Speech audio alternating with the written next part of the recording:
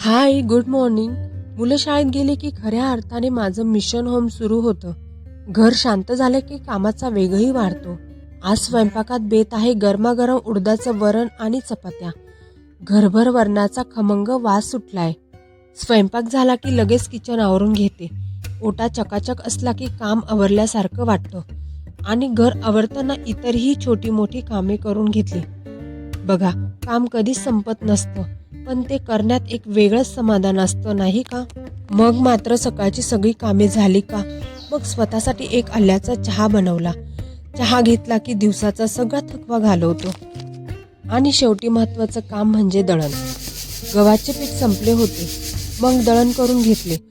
कामे वेळेत झाली की मग थोडा स्वतःसाठी वेळ मिळतो.